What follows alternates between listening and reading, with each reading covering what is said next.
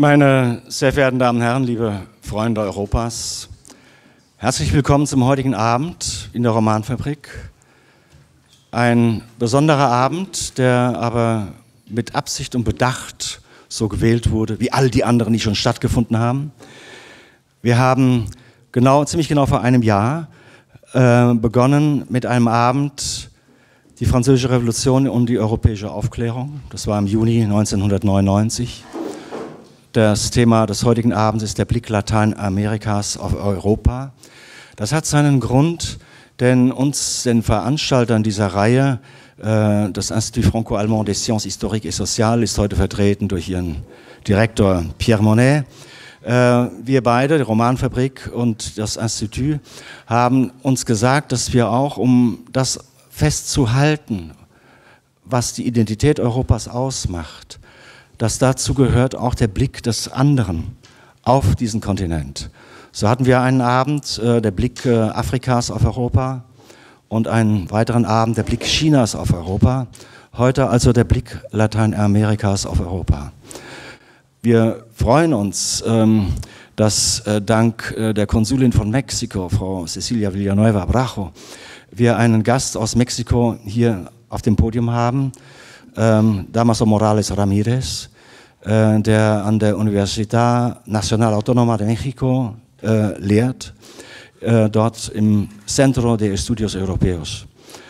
Wir haben des Weiteren auf der Bühne zu Gast Günther Mayhold, der auch in Mexiko schon tätig war. Er ist Professor, Honorarprofessor an der Freien Universität, aber vor allem Vize-Institutsdirektor des Instituts für Wissenschaft und Politik, einer segensreichen Einrichtung in Berlin, die, denke ich, immer wieder mit ihrem Sachverstand auch den Regierungen, den Bundesregierungen zur Seite steht, ist Spezialist für Lateinamerika und an diesem Abend beteiligt ist außerdem die Übersetzerin Yuri Romero, die sich bereit erklärt hat, das, was auf Spanisch heute zu Wort kommen wird, außer dem Vortrag selbst, der liegt in Übersetzung Ihnen vor, von Professor Damaso Morales, das zu übersetzen, konsekutiv, was zu übersetzen ist, damit das auch für das deutschsprachige Publikum verständlich bleibt, was hier geschieht. Ich darf begrüßen verschiedene Vertreter der lateinamerikanischen Konsulate hier in Frankfurt, Herrn Lenin Hernández Alarcón, Generalkonsul von Kolumbien, Herrn Esteban Carli, stellvertretender Konsul von Argentinien, Herrn Jimmy Chetlack, Generalkonsul von Venezuela, und Ferran Ferrando, da ist er, Direktor des Instituts Cervantes hier in Frankfurt, und Herrn Raúl Raful, Generalkonsul der Dominikanischen Republik. Das Konsulat von Mexiko in der Person ihres Chefs, ihrer Chefin, Frau Cecilia Villanueva, uns so mit gutem Sachverstand, mit Engagement uns hier unterstützt hat bei diesem Abend, möchte ich Cecilia dich kurz bitten, ein paar Worte zu sagen.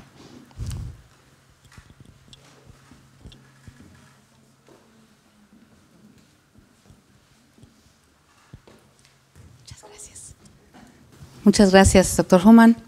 Vielen Dank für die lieben Worte. Es ist für mich eine Ehre, diesen Abend heute ein paar Worte zu, vor allen Dingen, dass die Präsenz von Herrn Professor Damaso Morales, ein sehr anerkannter Professor von der Universidad Nacional Autónoma de México, heute in Frankfurt aus Mexiko hier zu Gast ist, und natürlich Professor Dr. Günther Mayhold. Er braucht keine Vorstellungsworte, wir alle kennen ihn, ein sehr anerkannter lateinamerikanischer Spezialist. Ich bedanke mich sehr herzlich für das Publikum, dass Sie hier heute anwesend sind, Kollegen von den verschiedenen Konsulaten, das Instituto Cervantes, muchas gracias, amigos de México, vielen Dank für heute, und natürlich Dr. Michael Hohmann. Es ist nicht das erste Mal, dass wir hier in der Romanfabrik kulturelle, literarische, artistische Vorstellungen haben, und ich bedanke mich sehr für die Unterstützung. Vielen Dank. Ja. Wir werden, danke Cecilia, wir werden mit einem Vortrag von Herrn Damaso Morales beginnen. Danach wird es ein kurzes Gespräch geben. Dann wird Günther Mayhold seinen Vortrag halten, wiederum ein Podiumsgespräch. Im Anschluss werden wir Sie bitten, gegen Ende der Veranstaltung sich zu beteiligen mit Ihren Fragen, mit Ihren Kommentaren, mit Ihren Einschätzungen. Und zuletzt darf ich nicht vergessen, auch das Publikum zu Hause an den Bildschirmen herzlich zu begrüßen. Die Sendung geht live per Livestreaming in die Welt hinaus. Ja, ich wünsche einen wunderbaren und gelungenen Abend allen Anwesenden. Danke.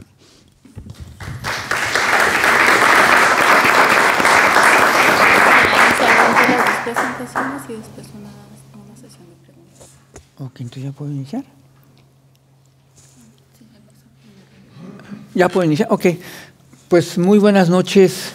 Me da mucho gusto el poder compartir este foro, por supuesto, y agradecer la invitación del Roman Fabric, del Instituto Cervantes, por supuesto del Consulado de México aquí en Frankfurt, de quien hemos recibido, sin lugar a dudas, el mayor de los apoyos, y por supuesto también el acompañamiento de nuestro querido doctor Günther Mayhold, que además estuvo varios años en México y además de que se le tiene en gran estima, es un gran conocedor, no solamente de México, sino de América Latina. Por supuesto, agradecer a Michael Hoffman. Cuando él me hizo la invitación, me parecía una tarea un poco compleja y titánica, porque esta plática del día de hoy se inscribe en un ciclo que se llama Aspectos de la Identidad Europea.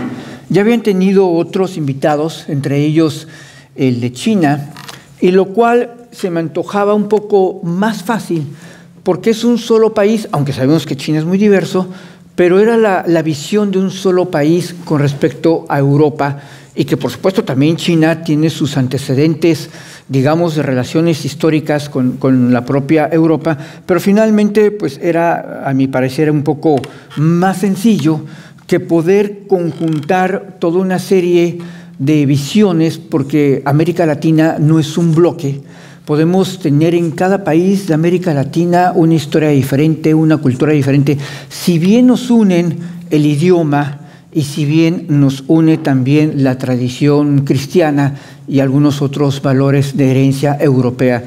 Pero finalmente tenemos historias diferentes, y poder hacer este ejercicio realmente fue complejo.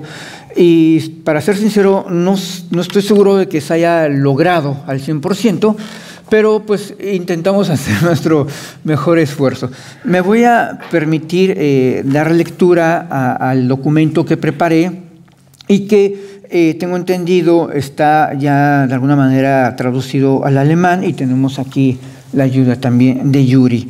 No, les platico muy brevemente. El documento se trató de inscribir desde los primeros encuentros, desde el famoso descubrimiento de Colón de América, y a partir de ahí cómo se va construyendo las primeras visiones de los pueblos originarios en América respecto de lo que fue en primer momento la concepción de los conquistadores, cómo se les tomó después la época colonial, la época de independencia, los nacionalismos que se dieron sobre todo a partir de la independencia norteamericana, con la idea del ser americano, que quiero decirlo muy claramente, americano no se refiere única exclusivamente a los Estados Unidos, sino que realmente había una efervescencia neoliberal en ese entonces en la América acerca del concepto de ser americano, y que pues básicamente todos los países latinoamericanos abrazaron. De ahí pasamos muy rápidamente, obviamente, a lo que ya son las naciones independientes, estos nacionalismos, y bueno, un poco entrando lo que fue las guerras también intestinas europeas, su significado para América Latina, pues pasando por las guerras mundiales, y cómo también se fueron fortaleciendo otra vez nuevos nacionalismos, en este momento impulsados por los propios Estados Unidos. Y bueno, seguimos avanzando ya a los estados, digamos, modernos, latinoamericanos, para entrar ya francamente a esta etapa en el cual se fortalecieron los diálogos políticos y económicos, en primera instancia con México, con este gran acuerdo, después convertido en acuerdo global, que admitía no solamente cuestiones económicas, sino particularmente cuestiones también políticas, lo cual fue una novedad, digamos, en estos acuerdos bilaterales, cómo se pueden ir replicando en su propio contexto con otros tipos de acuerdos al resto de los países latinoamericanos, hasta llegar al día de hoy a 33, digo, veintitantos, 27 creo, si mal no recuerdo, unos 33, lo cual es un número bastante elevado. Y cómo pues, los acontecimientos que se han dado en el contexto mundial, en la propia Europa, pues han ido modificando estas visiones. Entonces tenemos diversas etapas. Lo que quiero dejar muy claro es de que no es una sola visión. Quizá nosotros pequemos el día de hoy de tratar de forzar una sola visión, cuando en realidad no lo es. Y por el otro lado, cómo esta visión ha ido cambiando, sobre todo también a partir de cómo define Europa América Latina. Porque la forma en que Europa va definiendo América Latina es la forma como América Latina ve también a Europa. Eso es algo curioso porque no es algo que surja de una manera inerte de América Latina, sino también se explica por las concepciones europeas y las construcciones europeas sobre América Latina. Entonces, ¿cómo va definiendo Europa América Latina? Es también como América Latina define a Europa. Quería hacer nada más estas precisiones de corte, pues un poco, pues quizá un poco metodológicas, para entonces dar lectura.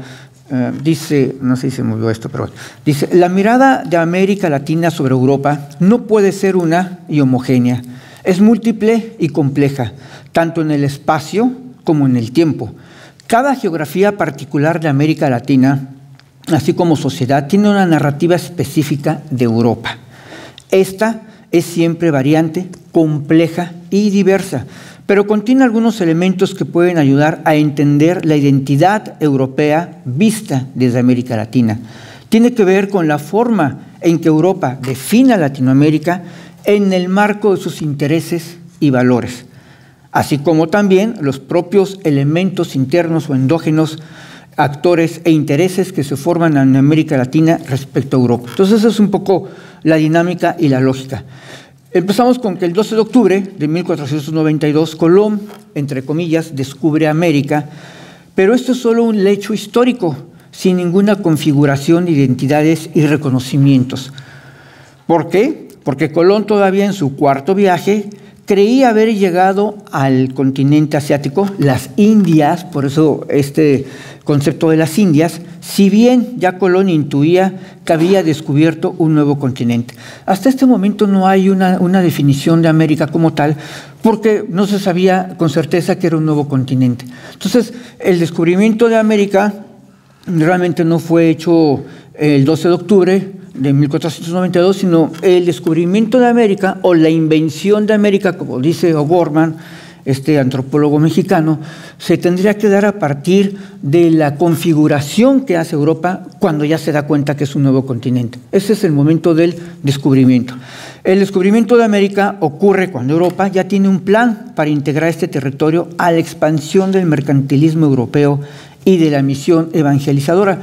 Recordemos que precisamente sobre esos años se inscriben estos sistemas mercantilistas que ya después, sin lugar a dudas, Adam Smith en 1776, en su obra La riqueza de las naciones, The Wealth of Nations, ya establece como un mecanismo para que las colonias se integren a las metrópolis en un sistema netamente mercantilista, de un sistema comercial cerrado, que por supuesto dio muchas riquezas en este momento pues, a los que eran las metrópolis europeas. Esta circunstancia, combinada con los elementos internos de las culturas americanas, configuraron la forma en que los aborígenes miraron a los europeos desde los primeros contactos. Una de las primeras ideas sobre los hombres blancos que llegaron del mar se inscribió en el mito mesoamericano del retorno de Quetzalcóatl, pero también en la tradición inca sucedió lo mismo, esta misma idea y leyenda de Quetzalcóatl. La cosmogonía mesoamericana, y esto abarca básicamente todo lo que es el istmo mesoamericano y toda la región inca, la cosmogonía mesoamericana se fincaba en una visión cíclica de la historia, el retorno de los sucesos, los astros y las personas. Estos elementos mesoamericanos abren paso a la identificación de Hernán Cortés como Quetzalcóatl. Es algo que finalmente está ahí, pero es muy discutido. Por eso, falso o cierto, que esto fuera así, el emperador Moctezuma o Moctezuma así lo cree y lo recibe con obsequios y joyas, además de hospedarlo en el palacio de Axayácatl, que era el palacio contiguo al suyo. Muy pronto, los actos de Cortés desmienten la confusión, trata de derrocar a los dioses del Templo Mayor, por cierto, hay una matanza, encadena a Moctezuma, le exige oro, y en un viaje que hace el propio Hernán Cortés deja a Pedro de Alvarado, quien realiza una matanza precisamente en el Templo Mayor, que era el lugar sagrado precisamente en la cultura azteca. Respecto al otro gran imperio, el Inca, que abarcaba Perú, Bolivia, Ecuador, Colombia y parte de Chile y parte de Argentina, un imperio impresionante, el emperador Atahualpa recibe al conquistador Francisco Pizarro, quien hace prisionero al propio Atahualpa y pide rescate por el emperador en oro y plata, y al final pues termina ejecutándolo. En este punto hay que aclarar algunas cuestiones. No hay por parte de los aborígenes americanos una idea de Europa aún. Lo que hay es la presencia de extraños, de quienes se forma una identidad dual. Por un lado, los pueblos sojuzgados por los imperios azteca e inca, que vieron en los europeos la oportunidad de librarse de este sojuzgamiento. Y dos, los propios imperios azteca e inca, que pronto entendieron el verdadero motivo de la presencia de los recién llegados: destruir sus dioses, sus imperios, hacerse de sus riquezas y sojuzgarlos. Pero hay que subrayar que en América Latina se generó entonces un sincretismo lingüístico, religioso y cultural, impulsado, por supuesto, por los propios conquistadores.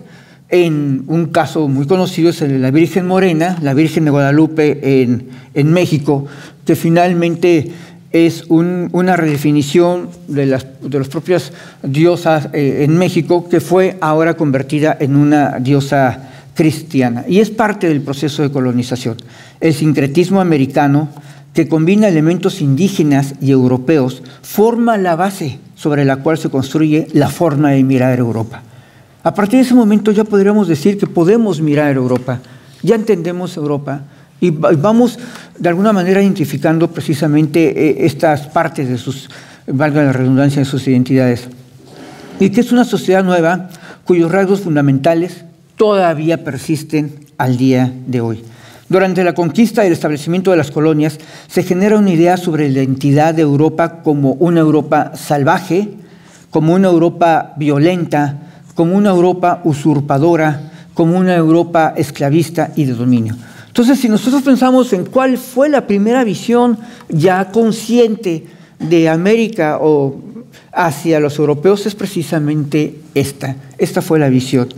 Los conquistadores hicieron sentir su presencia de forma brutal, no solo con el genocidio de más de 40% de la población indígena local, sino también con el despojo cultural, el despojo religioso y lingüístico, que constituye la imagen en ese momento identitaria de Europa. Si bien, claro, debo aclarar que persisten al día de hoy en varios países de América Latina idiomas, lenguas indígenas. Mis papás todavía hablaban una lengua indígena de Oaxaca, que era el zapoteco. Yo cuando era niño escuchaba mucho el zapoteco, y de manera pues un poco irresponsable nunca aprendí zapoteco, lo cual es muy lamentable. Pero bueno, dice, la idea americana de Europa está consignada en el sistema colonial latinoamericano, porque fuera de lo que es Brasil, la intervención de Portugal, pues podemos pensar desde Oregón, la Nueva España tuvo frontera con Rusia, cuando Rusia estaba todavía en la parte de Alaska. Hay una historia común entre América, entre México y los propios rusos, precisamente pues desde Oregon, Utah, Nebraska, Nevada, toda esa parte que era pertenencia de lo que era el Imperio Español. Entonces se forma ese sistema colonial latinoamericano en la función que se cumple como una extensión del territorio europeo. ¿Por qué? Porque en efecto no era tanto las tierras más allá del mar, eran las tierras, claro, más allá del mar, pero eran una extensión, en la concepción colonial, eran una extensión del propio imperio, ¿no?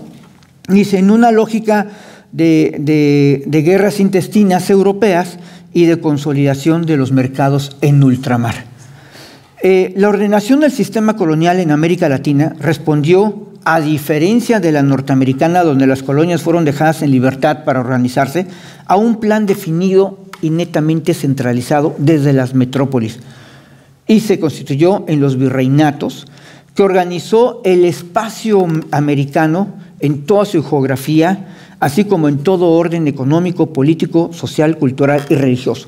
Entonces, en efecto, lo que tenemos es un traslado centralista de la idea de las metrópolis en todo orden, el geográfico. Por eso pueden ir ustedes a México y se repite el mismo patrón: la plaza, el mercado, la iglesia, el palacio de gobierno, pero no solamente arquitectónicamente en el paisaje, sino en lo que todo ello constituye como espacios públicos, que va obviamente en lo religioso, en lo político, y se va generando estas sociedades de castas, ¿no? En donde la presencia de la metrópoli está en el virrey y, digamos, todos los españoles ibéricos que radican en América, y los españoles, hijos de españoles, pero ya nacidos en la Nueva España, que también tienen un lugar importante, pero un poco de menor importancia respecto a los ibéricos. La idea americana de Europa, perdón, ya lo leí, la ordenación del sistema colonial en América Latina respondió a eso también.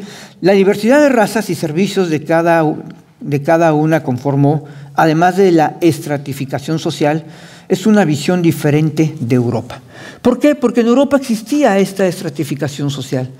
Entonces, esta estratificación social fue trasladada, por supuesto, también a las propias colonias.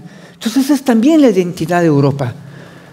Pero entonces, ¿qué constituye América? Porque no podríamos nosotros deslegitimar la presencia de los peninsulares en la Nueva España, como tampoco podríamos deslegitimar la presencia de los criollos, que son los nacidos de padres españoles en la Nueva España, como la presencia de los mulatos, de los negros, de los indígenas. Al final todos son ya americanos de alguna forma.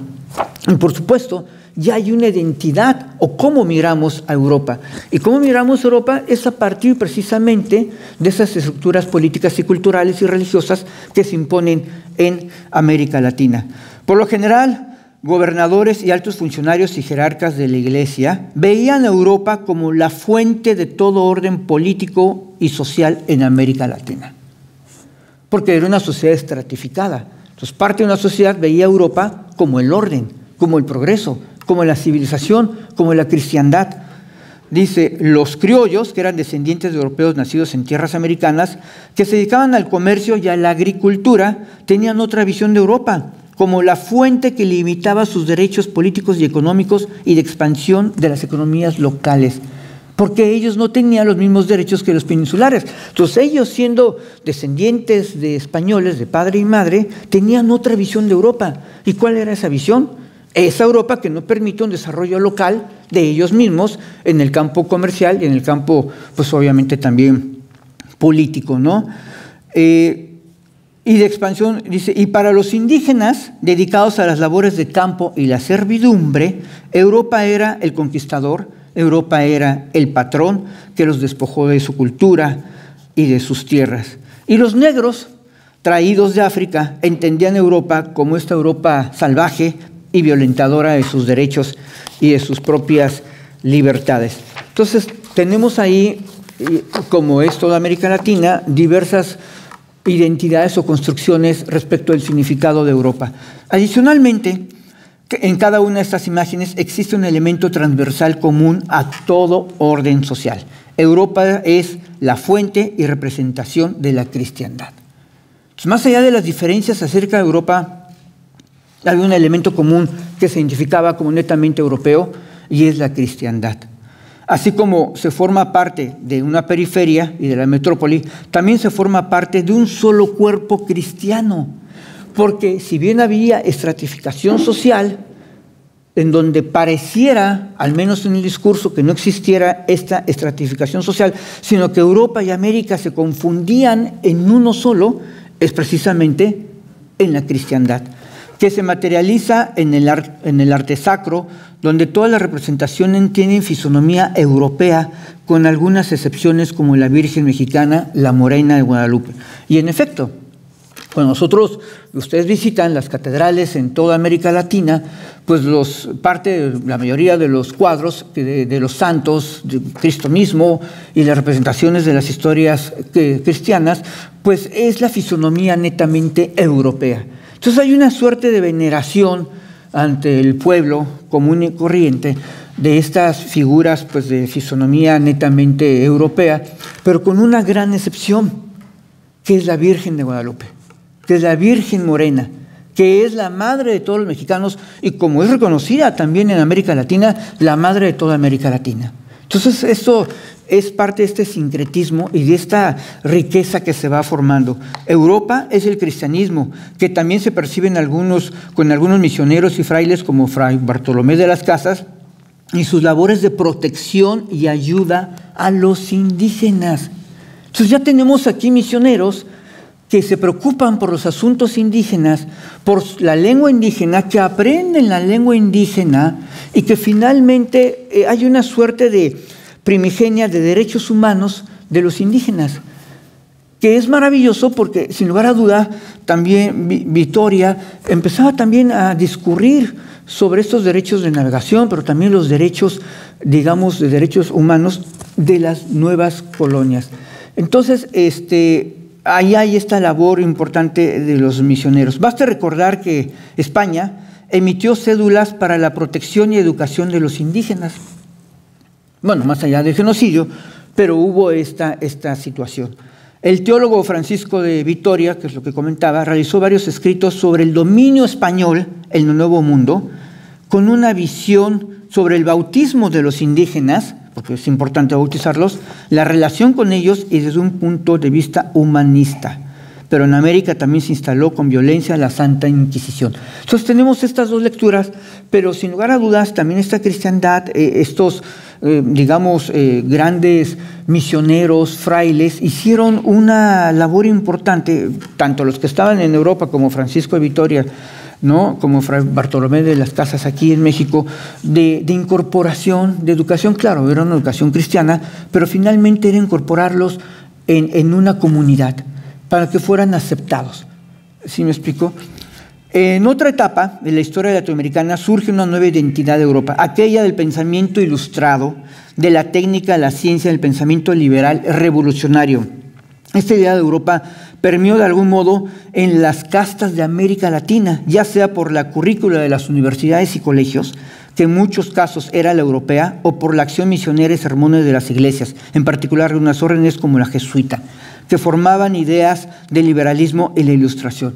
Entonces resulta que la Real y Pontificia Universidad de México, fundada por ahí del 1555, si mal no recuerdo, tomó la currícula que existía en la Universidad de Salamanca. Hizo un copy-paste y básicamente se daban las mismas instrucciones, no solamente para españoles, no solamente para criollos, también para un importante número de población indígena. Pero evidentemente los jesuitas, de acuerdo a su propia, vocación religiosa, pues importaban ideas ya liberales, ideas ya revolucionarias, que fueron permeando poco a poco en estas sociedades latinoamericanas. Muchas órdenes vinieron, los dominicos, los jesuitas, ¿no? En todo lo que fue América Latina. Y hay edificios, monasterios, iglesias preciosas, sin lugar a dudas, pues que son herencia precisamente de esta labor. Las nuevas burguesías locales, al igual que algunos peninsulares y miembros de la Iglesia, formaron una narrativa en contra del sometimiento europeo. Pero entonces acá hay otra visión de Europa. Europa es aquella entidad que no permite que se asienten las ideas de liberalismo en un verdadero acto, en un verdadero acción revolucionaria. Europa representa aquello que nos está limitando como proyecto de pueblo. Pero entonces ya tenemos una idea, por supuesto, de americanismo. Pero que en este caso se tiene a esta Europa como aquella parte que no permite que nos podamos desarrollar plenamente. España introdujo varias reformas para incrementar el pago de impuestos. Pues claro, estaba en guerra constante, tenía que sacar dinero, pues poner impuestos hasta en las colonias, así como la posibilidad de amortizar los bienes de la Iglesia. Y esto es importante, de amortizar los bienes de la Iglesia, lo que produjo que criollos, Iglesia y algunos peninsulares se unieran en la lucha insurgente, enarbolando los principios de la revolución, de la ilustración y del liberalismo europeo. Ya estamos en los años de los 1800, ¿no? Sin lugar a dudas. Tenemos ya la revolución norteamericana que igual enarboló estos mismos principios europeos de la ilustración y que dio pasos adicionales en este republicanismo norteamericano y este federalismo norteamericano frente a lo que era todavía el sistema de cortes en Europa. Y esto fue permeando, ayudado también por la propia Iglesia, porque en América primero nos independizamos antes de que nos quiten nuestras propiedades a la Iglesia. Que se las quiten a la Iglesia de España, pero que me quiten las propiedades aquí en América, no, antes me libero. Entonces esto fue uno de los motivos precisamente, pero es curioso porque en los sermones dominicales, donde el pueblo común y corriente va, se iban permeando precisamente estas ideas, esta identidad europea que no es otra más que la del viejo continente que quiere todavía conservar sus derechos por encima de los derechos pues, de todo el mundo, ¿no? De manera simplificada se puede establecer que se formaron dos bandos: los realistas fieles a las coronas europeas y que seguían viendo en Europa esta imagen civilizada, y la madre patria, y la de los insurgentes que ven en Europa el origen de todos sus males.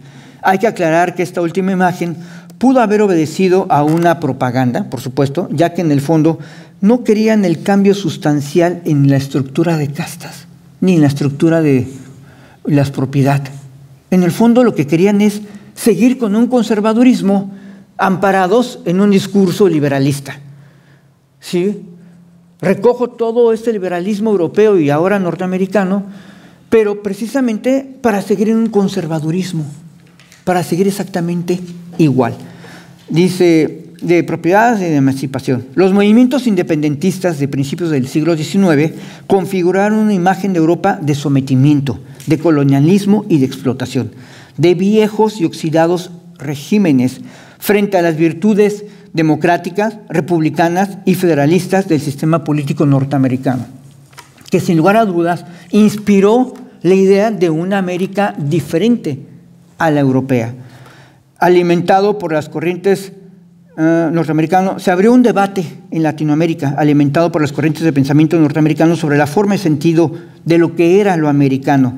La discusión sobre lo americano como una nueva categoría. Lo americano, insisto, no se refiere a Estados Unidos, sino lo americano se refiere a todo el continente, pero ya como una nueva categoría política, como una nueva categoría social. Tuvo como contraparte la imagen descompuesta de una guerra, de una Europa con sus guerras intestinas, sus realezas estériles y su opresión, y que quedó asentado en la doctrina Monroe, muy importante, que es la concepción de una identidad americana de libertad y republicanismo contra la identidad europea de aristocracias y monarquías. Entonces la doctrina Monroe lo que hizo es alimentar esta idea de una identidad europea distinta y diferente a la europea. De una identidad americana, perdón, distinta y diferente a la europea.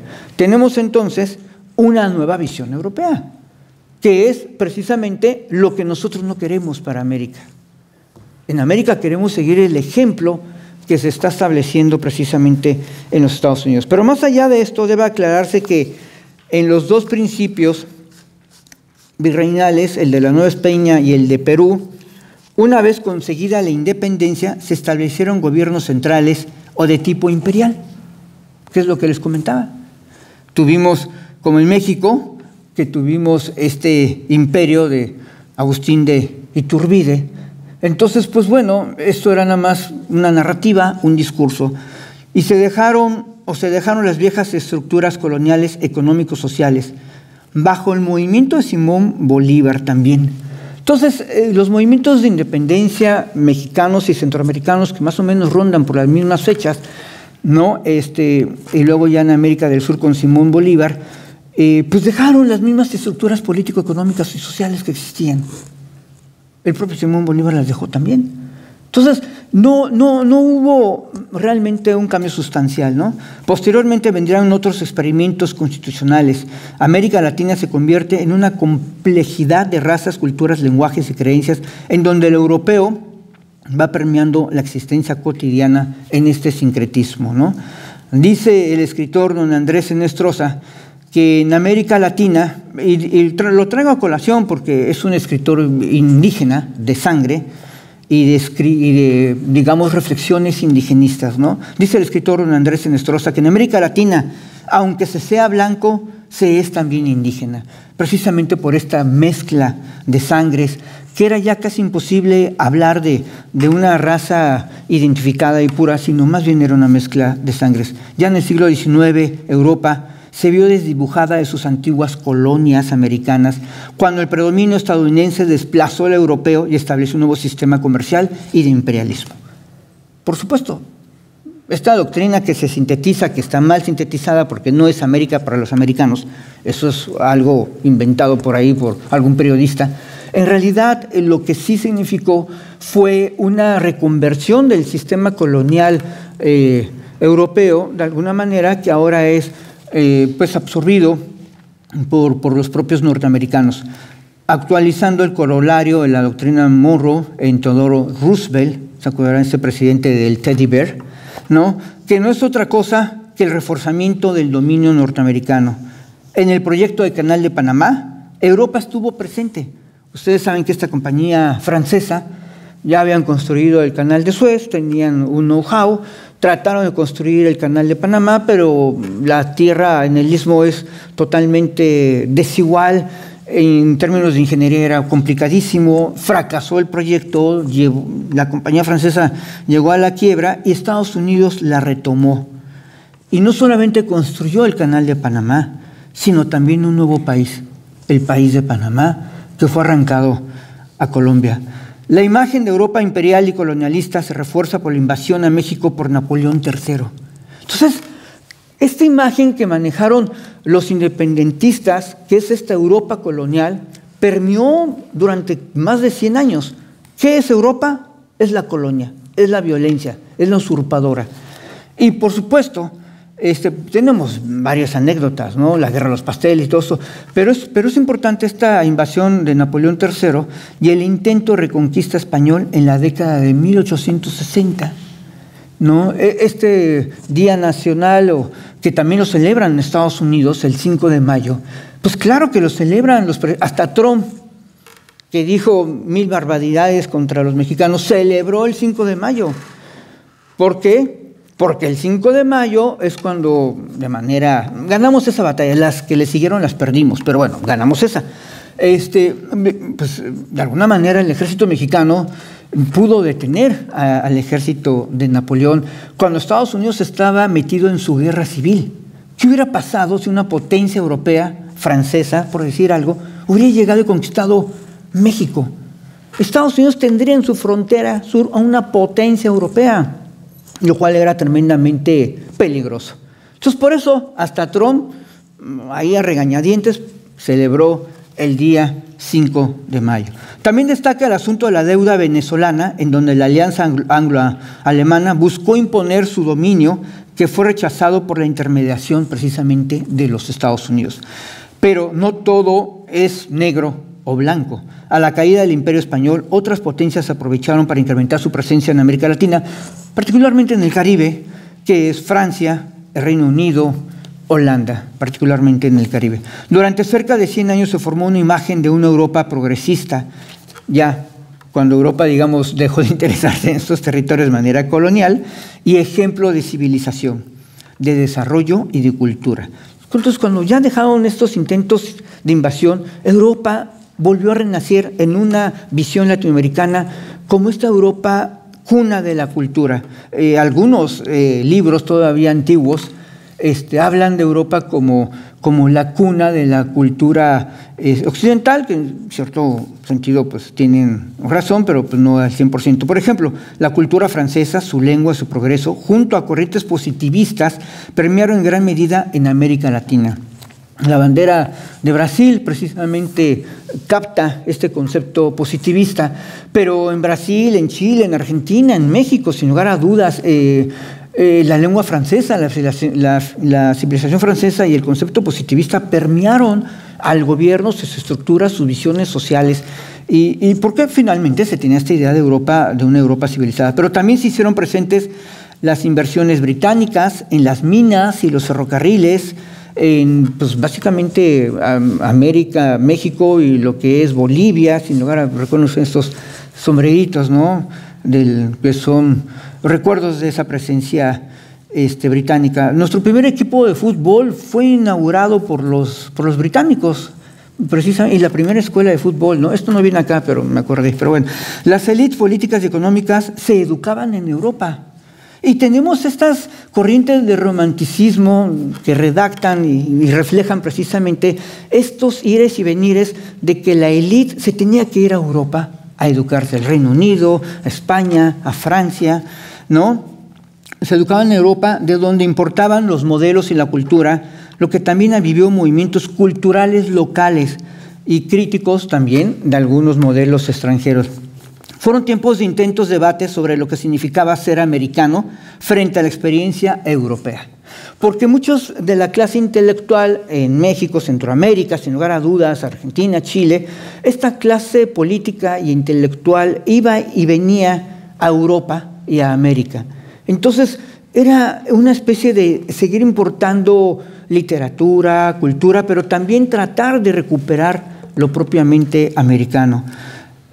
José Vasconcelos, autor del lema "Por mi raza hablará el espíritu", que es el lema de la Universidad Nacional Autónoma de México, señalaba: nosotros, los latinoamericanos, cuando estamos en Europa, pensamos y actuamos como latinoamericanos, y cuando estamos en nuestras tierras, pensamos y actuamos como europeos. Él sintetiza con esta frase, con esta reflexión muy bien, cuál era esta contradicción y este sentir. Estamos allá y actuamos como latinoamericanos. Venimos acá y actuamos como europeos, ¿no? Y bueno, él también fue candidato a la presidencia, perdió, y bueno, todo un significado ahí. Tal era la confusión de entonces, en el principios del siglo XX, en donde la identidad europea era un elemento vivo de la identidad latinoamericana, sin lugar a dudas, a menos en ciertos grupos intelectuales y políticos, pero que iba permeando también al pueblo. En México, el populacho escuchaba a la gente adinerada decir moi je ne sais pas, que derivó en sepa. Entonces todavía en México, cuando uno pregunta algo y la gente no conoce, dice pues sepa, pero ese sepa proviene del je ne sais pas, que todavía el día de hoy se utiliza. Las guerras mundiales tuvieron como efecto el descrédito del modelo europeo en América Latina. El fracaso de la civilización, esa fue la otra identidad, la otra visión. El ascenso de las dictaduras y los fascismos y todas las notas de brutalidad, particularmente de crímenes de guerra y genocidio. Latinoamérica, más allá de su neutralidad, sufrió los embates de las guerras, afectándose sus economías, infiltrándose agentes de todo tipo y circulando información y propaganda, apelando al fascismo, al comunismo o al liberalismo. En México tuvimos esta agente alemana, Krüger se apellidaba, pero ahorita se me olvidó, Hilda Krüger, que incluso obtuvo información muy importante sobre los desarrollos petroleros en México y que filtraba precisamente al régimen nazi. Los partidos socialistas y comunistas surgieron en toda América Latina y surgieron con mucha fuerza, pero esa es herencia europea, a final de cuentas, con gran apoyo de sus contrapartes europeos. En esta época recordamos los esfuerzos norteamericanos por fortalecer los nacionalismos locales frente a las tentaciones del fascismo europeo.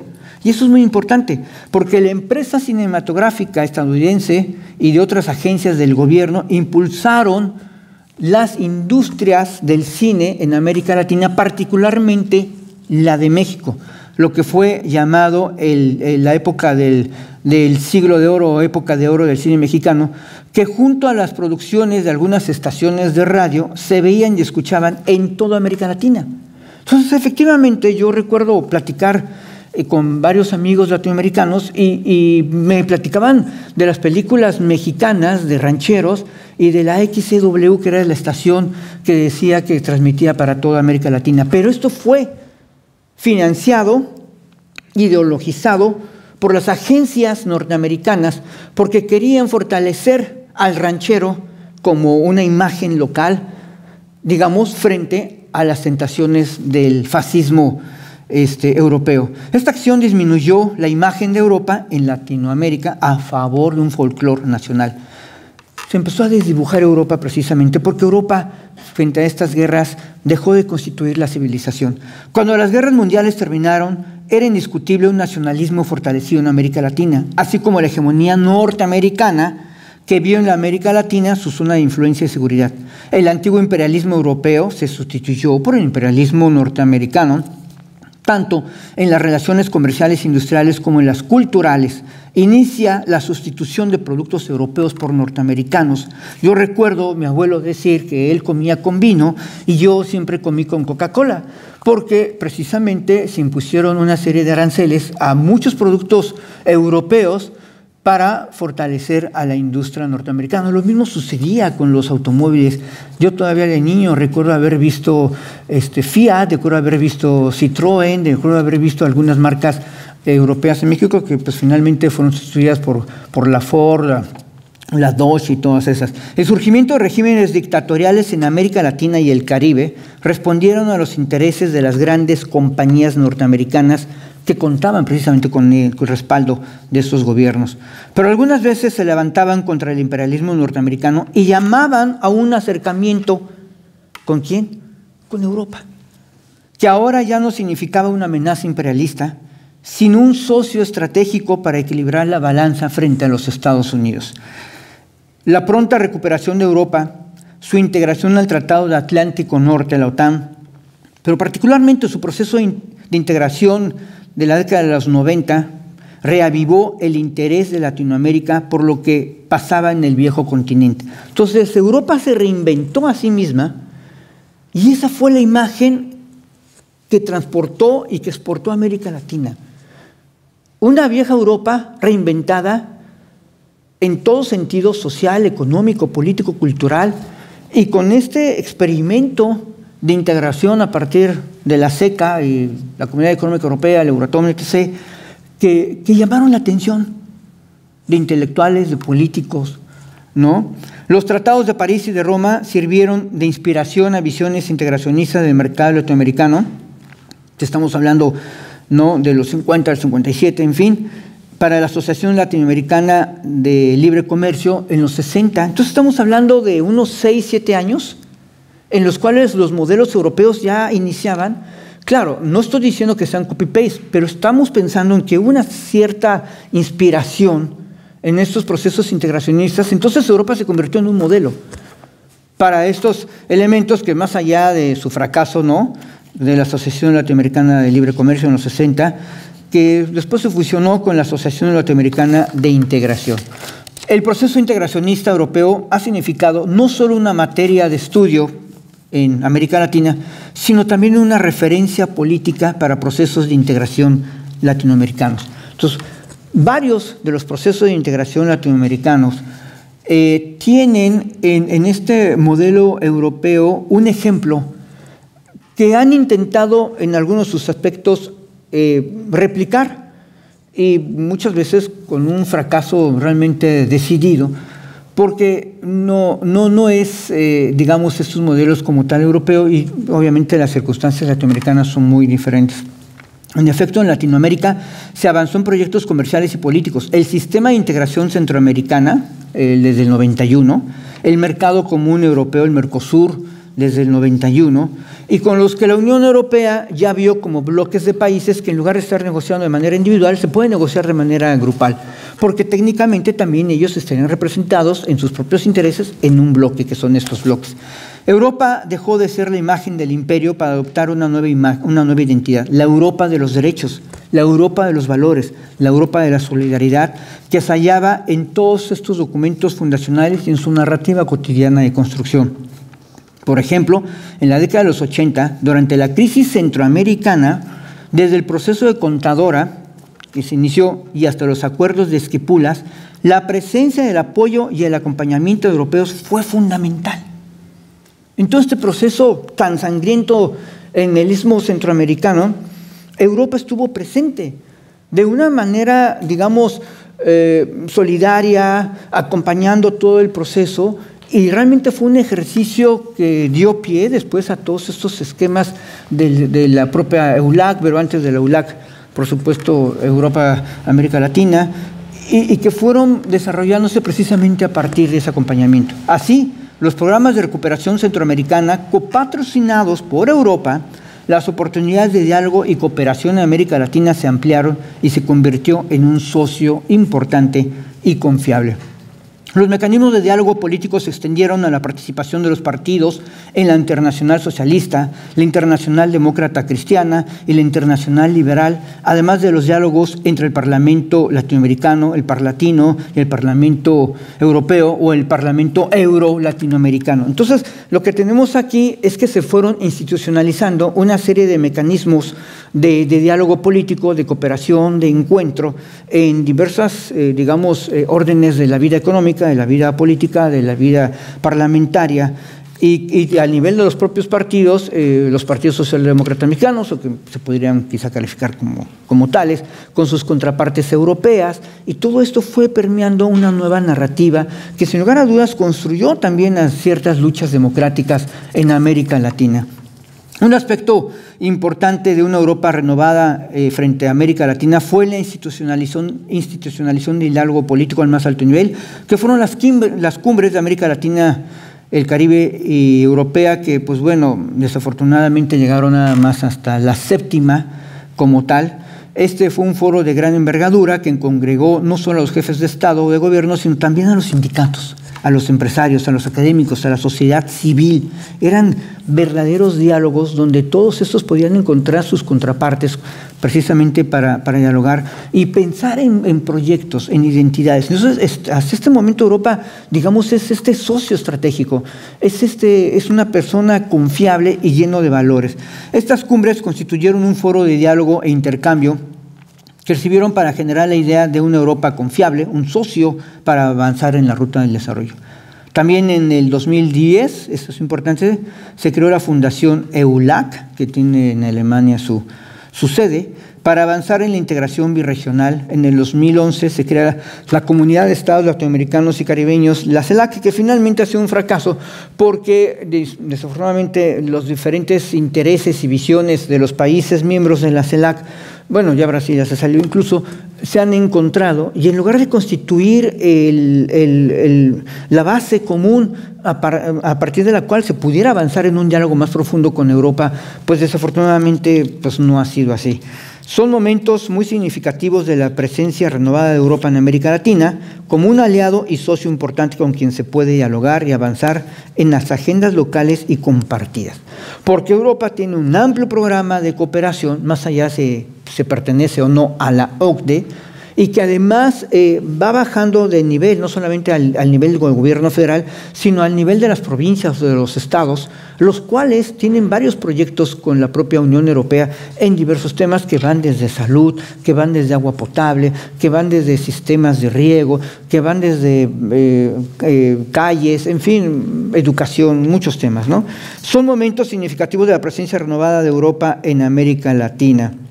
También tenemos el acompañamiento de Europa en acciones, en programas de estímulos para América Latina como el ALFA, el ALINVEST, el ALURE, el URBAL, el Europime, ¿no? Que como su nombre los dicen, pues van viendo cuestiones de urbanismo, ¿no? De inversión, de la pequeña y mediana empresa, además del programa educativo Erasmus Mundus, ahora ya Erasmus Plus, y en la cual un importante número de estudiantes latinoamericanos han tenido esta oportunidad de venir a Europa y participar en la educación europea. Pero bueno, los ataques del 11 de septiembre y la guerra contra el terrorismo y la guerra también y la crisis financiera y los paquetes de rescate del 2008, pues desviaron esta atención que Europa estaba dando a América Latina. América Latina se convirtió en un tema no prioritario para Europa, y por lo tanto, pues Europa se fue desdibujando en la mentalidad de América Latina. La crisis de los desplazados, precisamente en Europa, el conflicto en Crimea en el 2014, el proceso del Brexit, bueno, ahora la cuestión de Ucrania, ha generado esta sensación de que Europa se ha alejado de su relación con América Latina, porque además aquellas cumbres de alto nivel se dejaron de realizar. Entonces fue una especie de cumbres ministeriales que pues, tampoco avanzó mucho, para concentrarse en otros asuntos, y por consecuencia se debilitó la imagen de Europa en América Latina. La presencia de Europa en América Latina en los últimos 30 años ha sido muy importante como un aliado para el desarrollo, para la paz, para el ambiente y los derechos humanos a partir de todos estos acuerdos. Europa ha constituido también una importante red de acuerdos con amplias posibilidades de comercio e inversión. Sin lugar a dudas, sí hubo un incremento importantísimo. Pero también se avanza en un diálogo político en materia de derechos humanos, justicia, corrupción y otros. Debo hacer aquí un breve paréntesis en el cual, por ejemplo, en el acuerdo global con México que se acaba de renegociar, está en stand-by porque pues hay diferentes visiones de los miembros de la Unión Europea con respecto al acuerdo, y lo que fue el primer acuerdo, que también fue un acuerdo de diálogo político muy importante en estas materias de derechos humanos, corrupción, lucha contra el crimen organizado, ahora parece ser que no tiene mayor futuro. Entonces, la estrategia es como sacar la parte comercial, la parte de inversiones, para ya avanzar en el acuerdo y dejar toda la parte política pues para luego, y ese luego pues puede ser nunca. Y es una pena porque este valor adicional que tenía Europa a partir de estos acuerdos, que era el diálogo político, pues se vería totalmente anulado. Entonces sería un acuerdo comercial más, sin ningún plus, sin esta identidad que pudiera ser la identidad europea. El acuerdo global, bueno, ya dijimos que está en proceso de negociación. También tenemos el proceso de negociación, bueno, y de aprobación, la modernización del acuerdo de asociación con Chile, también el nuevo acuerdo la Unión Europea-Mercosur, también todo está en stand-by. Pues yo creo que hasta que no se destrabe el de México, de estos seguirán en stand-by. Y ahora los acuerdos vigentes son con la Comunidad Andina, con Centroamérica y con Cuba. Dice, hoy en día, en general, las personas no están familiarizadas con el funcionamiento de la Unión Europea, sus instituciones y sus políticas, pero sí tienen referentes de la identidad europea en la cultura, el turismo, la historia y el estado de bienestar, los derechos humanos, la democracia y el medio ambiente, pero también así en acontecimientos coyunturales que aparecen en la prensa y generan una imagen negativa de Europa, los movimientos separatistas en Cataluña, la crisis económica, la posibilidad de sacar, bueno, al menos en el discurso, a Grecia de la unión de la moneda del euro, el Brexit, la crisis migratoria en Siria, en fin. Lo que tenemos entonces es una nueva lectura de Europa a partir de las noticias, de los medios, de los tweets, de todos los en Internet, y que pues van reflejando los temas coyunturales de Europa. Y esta idea se traduce en que Europa siempre está en crisis. Ahora ya tiene un problema, ahora ya tiene otro problema, y un poco de que, bueno, pues como una Europa que está en permanente crisis, pues con razón tampoco avanzamos en nuestros acuerdos, que todos están en stand-by, todos están en la sala de espera, pues tampoco avanzamos, lo cual tiene más lógica si la propia Europa parece ser que no puede avanzar ni en sus propios temas, ¿no? Pero también hay otra parte de la construcción de Europa, y nos referimos a la construcción de encuadres que hemos visto con mayor frecuencia en las últimas fechas. Se trata de las narrativas negativas sobre Europa. Tenemos aquella expresión de Hugo Chávez, precisamente en el que dice al rey de España, ya cállate, y hay ahí una diferencia y que ha seguido Maduro, ¿no? Y que dibujan Europa como una Europa neocolonialista, imperialista, y que es repetida por Nicolás Maduro, que es repetida por el presidente de Brasil, Jair Bolsonaro, y su confrontación directa con el presidente Emmanuel Macron, o bien las recientes narrativas del presidente de México, Andrés Manuel López Obrador, con sus descalificaciones a la Unión Europea como neocolonialista, el Parlamento Europeo y España. Entonces, estas narrativas, y más sobre todo cuando se tienen estos acercamientos cotidianos con el pueblo a partir de la televisión, pues va permeando. Y por supuesto que va permeando porque uno lo siente en las redes, que mucha gente dice, en efecto, Europa es un neocolonialista, Europa, ¿qué tiene que estar haciendo acá? Y se reavivan antiguas narrativas que obviamente no tienen un referente real en la vida del país, pero que son alimentadas desde las élites políticas por una conveniencia pues, electoral o política o qué sé yo. Dice, sin lugar a dudas, estas narrativas generan una percepción negativa de Europa en sectores más amplios de la sociedad, particularmente quienes asumen que la conquista fue una desgracia para América, porque se reaviva ese discurso de que hubiéramos estado mejor si nunca hubieran llegado los europeos, o quienes comparten la misma ideología partidista. Este tipo de percepciones va más allá de las acciones de la Unión Europea, porque no importa el contenido, ya están prejuzgadas. Muchas gracias por su atención.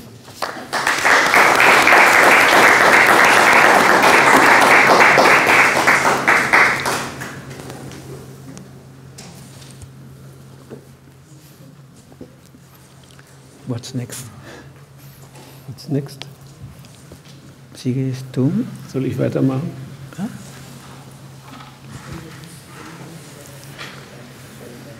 Pues yo creo que sí. Ja? Sí. Okay, gut.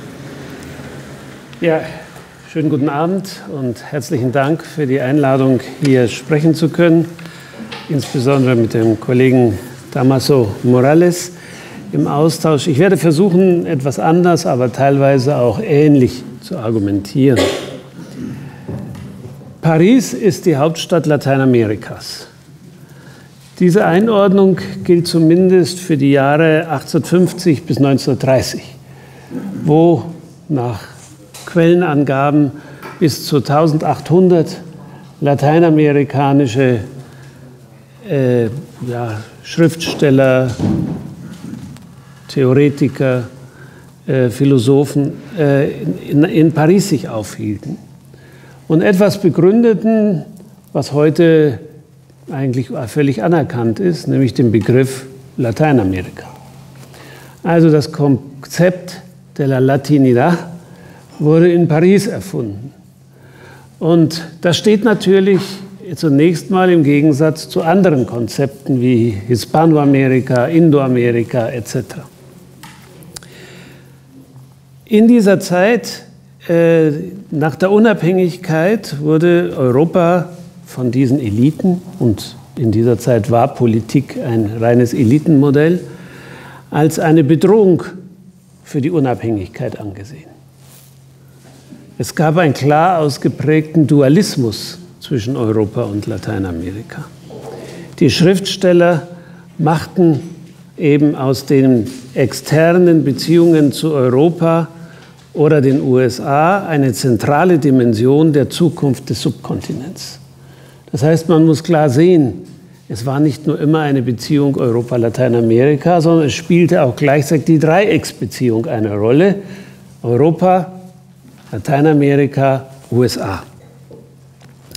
Und dieser Dualismus zwischen Europa und Lateinamerika hat sich aber zunehmend verändert in dem Maße, als die USA zur größeren Herausforderung erwuchsen im Vergleich zu dem, was als europäischer Revanchismus verstanden wurde. Die Solidarität durch das Europa Latina gegenüber dem Europa Sajona, also dem sächsisch geprägten, angelsächsisch geprägten Europa, wurde zu einer ganz zentralen Dimension in den Arbeiten von José Enrique Rodó, Ariel und der Bewegung des Arielismo, die seit 1900 sich ausprägte. Dieses Elitenmodell, das eben vom Ausland geprägt wurde, von Personen, die wegen Exils, aufgrund von Stipendien, aufgrund der Orientierung an kulturellen Metropolen oder eben auch als Journalisten ausgereist waren, bezog sich dann inhaltlich immer auf die Anpassung und Nachahmung der modernen Europas. Das, was der Ursprung der Debatte über die Identität Lateinamerikas war, nämlich das Konzept Nuestra America, also unser Amerika, wie es von Bolívar und Martí verstanden wurde, verblieb in dieser Sicht immer im ewigen Jugendalter. Das galt nicht nur für die liberalen und positivistischen Ideen, sondern natürlich auch, und das hat der argentinische Historiker Jorge Abelardo Ramos so auch beschrieben, für die exzessive Europäisierung des Marxismus in Lateinamerika. Was Paris für viele Konservative und Liberale war, war für Marxisten Rom oder andere Städte in Europa. Ein ganz entscheidendes Jahr aus meiner Sicht war das Jahr 1936, als der erste PEN-Kongress, also des PEN-Clubs, des Schriftstellerverbandes, in Buenos Aires durchgeführt wurde. Dort hat der mexikanische Philologe, Philosoph, Diplomat Alfonso Reyes die Eröffnungsrede gehalten und eine seiner zentralen Thesen war, Lateinamerika müsste jetzt die kulturelle Volljährigkeit erreichen. Das Problem auf diesem Weg zur kulturellen Volljährigkeit war für ihn, dass Lateinamerika spät zum Bankett der europäischen Zivilisation gekommen sei. Das heißt, er beklagte eine fehlende Ausreifung kultureller Formen durch eine Neigung zur Improvisation und ein geringes Gewicht der eigenen Tradition. Dahinter steht natürlich immer noch ein Bild eines europäischen Universalismus. Das heißt, es wird letztlich doch unterstellt, die europäischen Werte seien universal gültig und man befinde sich aus lateinamerikanischer Sicht in einem Prozess der Annäherung.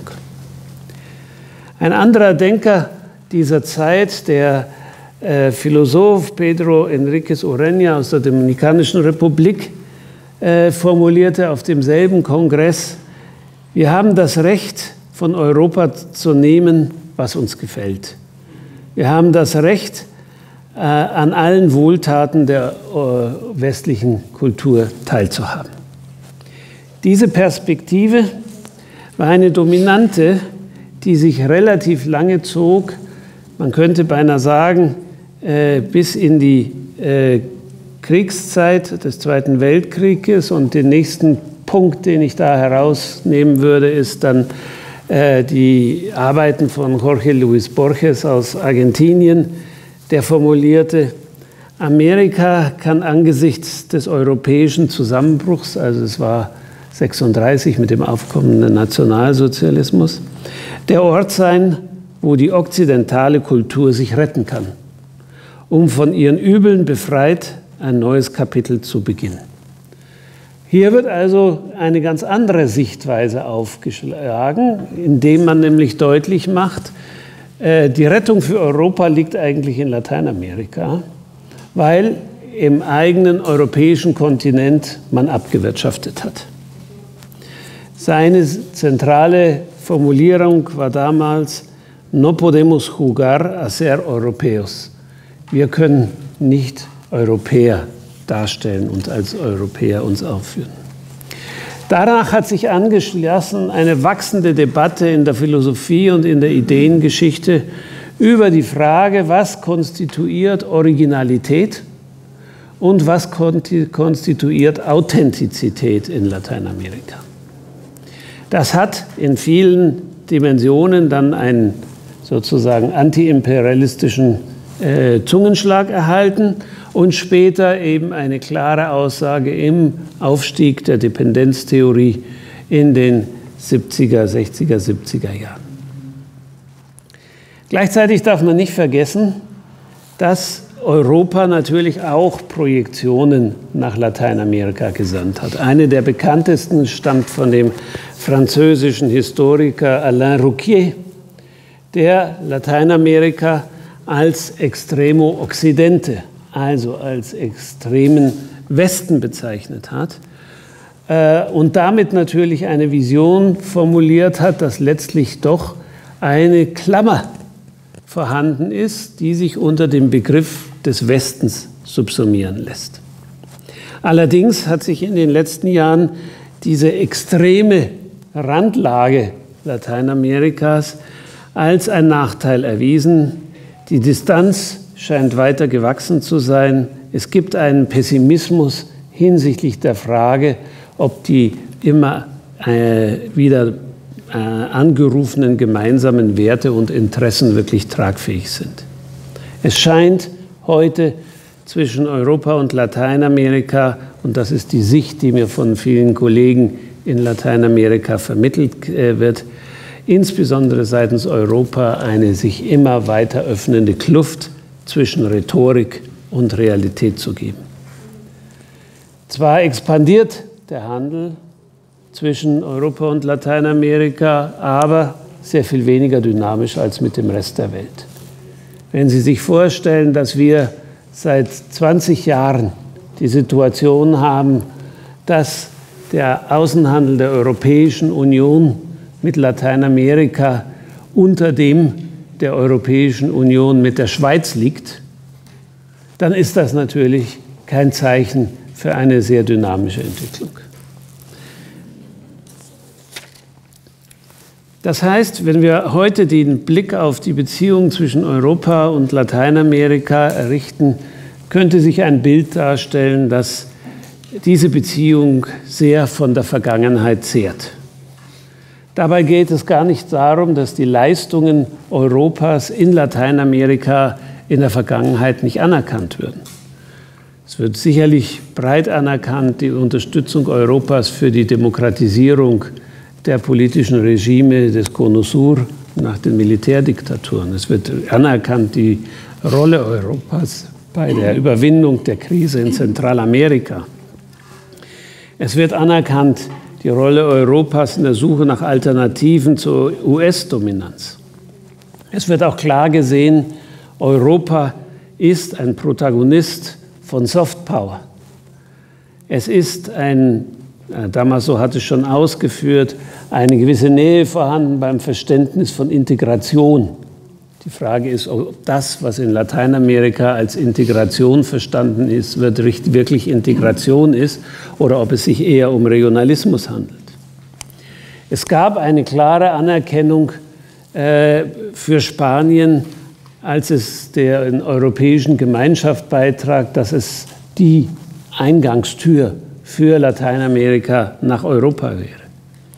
Es gab ein breites Interesse und eine breite Offenheit, um sich mit Varianten des Kapitalismus in Europa zu beschäftigen. Ist das, was in Großbritannien als Wirtschaftsmodell gefahren wird, dasselbe wie der rheinische Kapitalismus in Europa? Es gab ein großes Interesse an dem europäischen Sozialmodell. Und Damaso hat es erwähnt, man hat eine Reihe von strategischen Partnerschaften abgeschlossen. Strategische Partnerschaft mit Brasilien, strategische Partnerschaft mit Mexiko, strategische Partnerschaft mit ganz Lateinamerika. Wobei man sich dann zunehmend fragen musste, wer oder was ist eigentlich nicht strategisch in dieser Beziehungsmuster. Die entscheidende Frage ist, wo stehen wir heute? Ist das, was damals diskutiert wurde, nämlich die Wertegemeinschaft, die Wertekontinuität, noch existent? Oder müssen wir ganz einfach feststellen, dass die Erwartungen an diese strategischen Beziehungen sehr hoch gesetzt waren und wir eine Fülle von guten Absichtserklärungen haben, aber von wenig Realität? Heute scheint es mir zu sein, dass, was ich von Kollegen aus der Region Lateinamerika höre, eine andere Sicht auf Europa präsent ist. Europa ist abwesend und distanziert. Europa ist selbstbezogen und wirtschaftlich undynamisch. Europa beschäftigt sich vor allem mit der Verteidigung der eigenen Identität, nicht zuletzt im Kontext des Brexit. Und in Europa zeigt sich eine massive Schwäche des Wohlfahrtsstaates. Schließlich eines der Elemente, die die Beziehungen zwischen Europa und Lateinamerika geprägt hatten, Damaso hat es erwähnt, war die Kooperation zwischen den politischen Parteien. Heute sehen wir, dass christdemokratische und sozialdemokratische Parteien in der Region kaum mehr eine Rolle spielen. Diese Parteien haben abgewirtschaftet und die entsprechenden Leitbilder sind verfallen. Wir bewegen uns heute in einer Weltordnung im Fluss. Insgesamt sehen wir, dass Europa, und das ist auch die Sichtweise aus Lateinamerika, einen internationalen Gewichtsverlust zu erfahren hat. Und wenn man das ausdehnt auf Lateinamerika auch, können wir sagen, es sind eigentlich zwei Regionen, die sich im Niedergang befinden. Ein Abstieg in der internationalen Sichtbarkeit, ein Abstieg in dem Einfluss auf die internationale Politik. Das mag zum einen daran liegen, dass wir in einer Phase sind, in der die Großmachtrivalität sich wieder stark ausprägt. Eine Großmachtrivalität zwischen den USA und China, unter Umständen auch jetzt noch mit Russland, und wo Europa bisher noch keinen richtigen Platz gefunden hat. Man sieht das in der aktuellen Diskussion über die Ukraine, hört man sich die Stimmen aus Lateinamerika an, ist eine der zentralen Tonlagen, das ist nicht unser Krieg. Und wir haben auch nicht die Notwendigkeit, uns zu positionieren für die eine oder für die andere Seite. Gleiches gilt natürlich auch für die Erweiterung der Akteure. Ich hatte anfangs gesagt, man muss das immer diskutieren im Dreieck Lateinamerika, Europa, USA. Heute muss man es diskutieren im Dreieck Lateinamerika, Europa, USA und China. Und die Belt and Road Initiative ist in Lateinamerika durchaus als Option aufgefasst worden. Argentinien hat schon seinen Beitritt unterzeichnet und es macht sich immer mehr deutlich, dass die Politik der Einflusssphären in der Region erkennbar wird. Gleichzeitig befinden wir uns offensichtlich in einer Phase der Entglobalisierung. Das, was die Dynamik der Globalisierung ausmachte, ist durch den Ukraine-Krieg, durch die Sanktionsregime, aber auch natürlich durch die Unterbrechung von Lieferketten zu einem Thema geworden, was heute sich neu aufstellen muss. Zunächst guckt man auf das Thema der Globalisierung in Lateinamerika und da sieht man, dass die meisten Länder Lateinamerikas keine besonders ausgeprägte Integration in die Globalisierung haben, sieht man von Mexiko ab, das in internationale Lieferketten einbezogen ist und dass sich gleichzeitig mit der Globalisierung in Lateinamerika eine neue Blüte des Souveränitätsdenkens entwickelt hat. Jede Nation für sich, jede Nation mit ihrer eigenen Souveränität. Damit ist Europa für Lateinamerika in diesem neuen Feld von 4 Polen nur ein möglicher Diversifizierungspartner in wirtschaftlicher und politischer Hinsicht. Hinzu kommt eine wachsende Konkurrenz nicht traditioneller Partner. Diese reichen von Kanada bis nach Neuseeland. Sie kennen die pazifische Orientierung vieler Staaten, die sich in der Pazifikallianz zusammengeschlossen haben. Und das macht deutlich, dass das, was früher ein Erklärungsmodell für die Situation darstellte, nämlich das sogenannte Atlantische Dreieck, also Europa, USA, Lateinamerika als ein gemeinsamer Raum, nicht mehr operativ ist. Hinzu kommt, viele Lateinamerikaner haben es satt, mit der Europäischen Union zu tun zu haben, weil ein zentraler Punkt immer der erhobene Zeigefinger der Europäer ist. Die sagen, eure Demokratie ist nicht richtig, ihr beteiligt nicht angemessen die Zivilgesellschaft, ihr verletzt den Rechtsstaat. Und diese oben erhobene Zeigefingerrolle, die die Europäische Union oftmals gegenüber Lateinamerika einnimmt, hat zu einer Einschätzung Europas geprägt durch eine Belehrungskultur geführt, die sich in einer Fülle von Programmen in den sogenannten Konditionalitäten wiederfindet. Damaso hat schon darauf hingewiesen, wie das in den jeweiligen Abkommen sich ausschlägt. Das heißt, wir haben Situationen, dass die Grundlagen der Gemeinsamkeit schwinden und eine der zentralen Grundlagen, die bisher die beiden Regionen zusammengehalten haben, war der Multilateralismus. Und wir sehen zunehmend, dass viele lateinamerikanische Länder sich von einer multilateralen Position abwenden. Also, was ist gegenwärtig die Aufgabe? Beide Regionen müssen gemeinsam erfolgreich ihren Abstieg organisieren. Und das ist keine einfache Aufgabe. Und Sie sehen die Widerstände hier in Deutschland und die sind in Lateinamerika nicht anders. Ich will abschließen mit einigen Einschätzungen der lateinamerikanischen Bevölkerung zu Europa, damit es nicht heißt, ich würde hier einseitige Bilder malen. Gerade vorgestern ist erschienen eine Umfrage des Latino Barometro und der Zeitschrift Nueva Sociedad zur Perzeption Europas in Lateinamerika. Da würde gefragt, wir bieten Ihnen jetzt eine Reihe von Wörtern an, mit welchen verbinden Sie Europa? Das mit 62% am meisten verbundene Wort oder Wörter sind Monumente, Museen und Kultur. 46% wirtschaftliche Integration, 44% Wohlfahrtsstaat, 44% Königinnen und Könige, 33% Reichtum, 28% Kapitalismus, 26% Umwelt und das andere ist dann schon relativ minimal.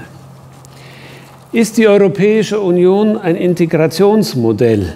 War die nächste Frage. Wie sehr schätzen Sie, dass das ein Modell für Lateinamerika ist? Und da wurde also eine Skala angegeben von 1 bis 10. 1, kein nützliches Modell, 10, ein Vorbildmodell.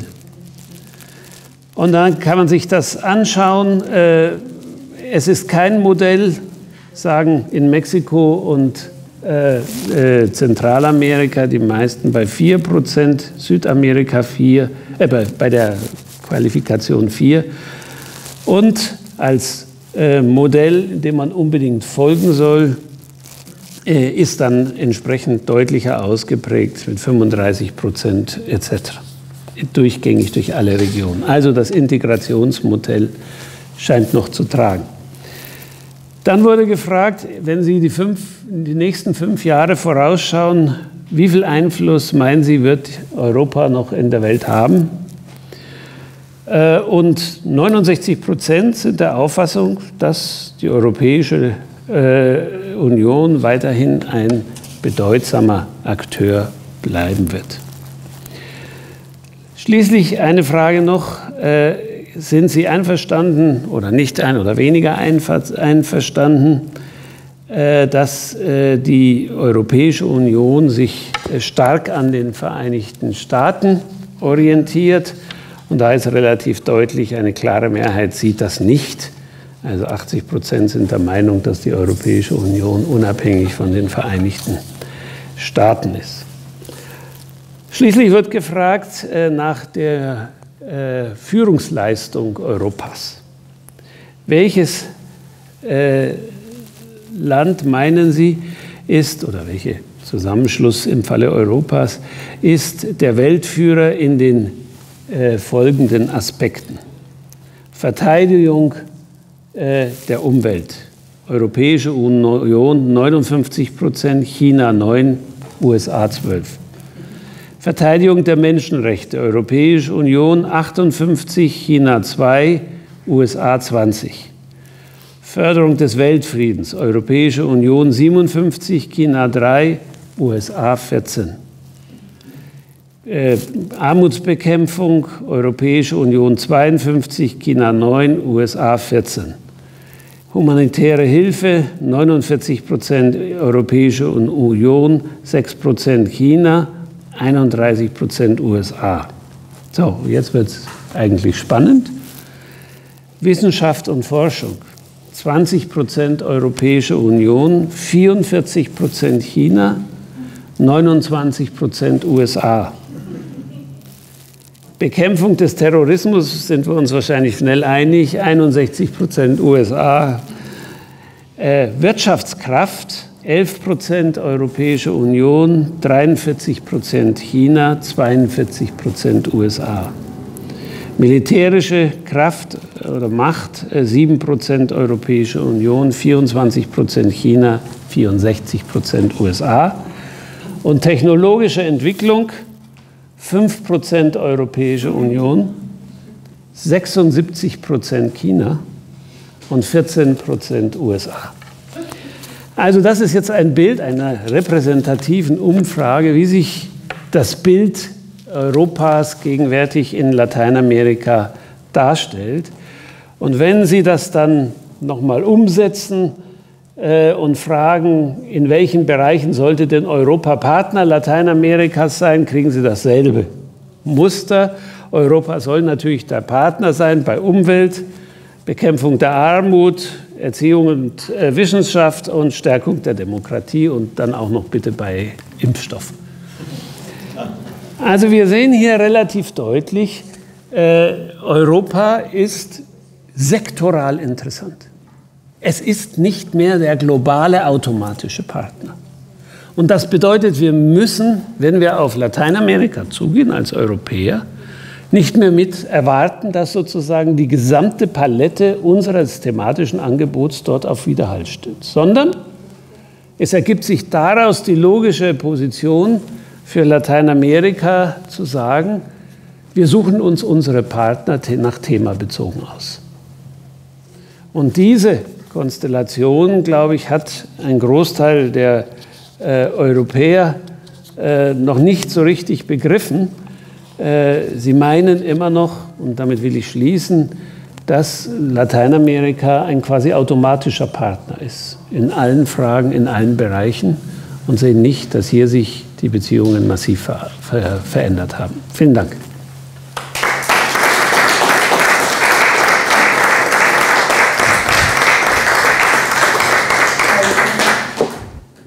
Vielen Dank, Herr Mayhold, vielen Dank, Herr Morales.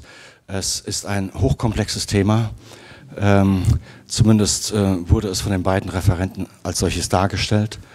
Und allein die Tatsache, dass Lateinamerika schon ein Sammelbegriff ist für viele Länder, die auch ihre eigenen Prägungen haben. Für Europa gilt es das ebenso.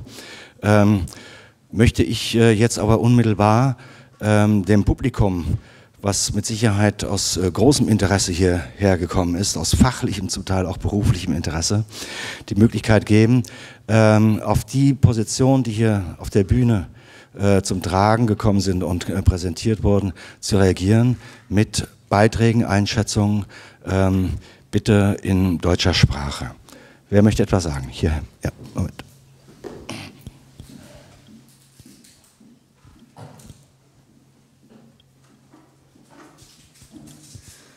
Hallo, guten Abend. Ich spreche leider kein Spanisch, deswegen auf Deutsch. Ich hätte 3 Fragen an Sie. Die erste Frage, wird die Vorsitzende der noch zu gründenden lateinamerikanischen Zentralbank analog der EZB auch eine Frau werden? Vielleicht stellen Sie alle 3 Fragen. Die zweite Frage, perspektivisch, wenn man sich als einheitlichen Wirtschaftsraum sieht, ähnlich wie die Europäer, wann würden denn die Vereinigten Staaten von Lateinamerika gegründet werden? Und die dritte Frage, halb humoristisch, einer meiner Lieblingskellner hier in Frankfurt ist ein schwuler Argentinier. Quizfrage, warum hat er den Ort seiner Wahl zu leben hier in Europa, in Deutschland, in Frankfurt gesucht und nicht in China? weil er nicht an Forschung interessiert ist, sondern weil ihn dieser Ort interessiert, weil er hier sein kann, wer er ist, was die Natur ihm zugewürfelt hat. Also sind wir in Europa auch ein besonderer Ort und okay, wir sind dann der Oberlehrer für andere Regionen, aber kann die Region nicht überlegen, auch dass es sozusagen ein Austausch ist und wenn man versucht, die Historie auszublenden als Schüler-Lehrer-Verhältnis, dass es um Diskurs geht, Wertediskurse auf Augenhöhe und dann müssen sich beide gleich groß machen auf Augenhöhe. Und das ist ein Wunsch und eine Bitte, darüber nachzudenken. Weil wir können uns nicht der Rolle der Oberlehrer entlehnen, das ist unser historischer Rucksack. Aber wenn es darum geht, gemeinsam Zukunft gestalten, klar können wir den Chinesen das Feld überlassen, sie sind technisch überlegen, aber sie machen das normativ. Und ist das die Richtung, in der sich Lateinamerika ernsthaft bewegen will?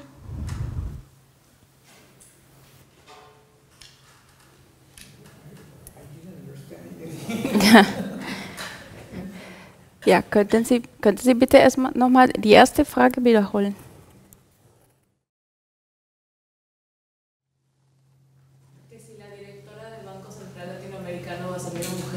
Bitte in deutscher Sprache.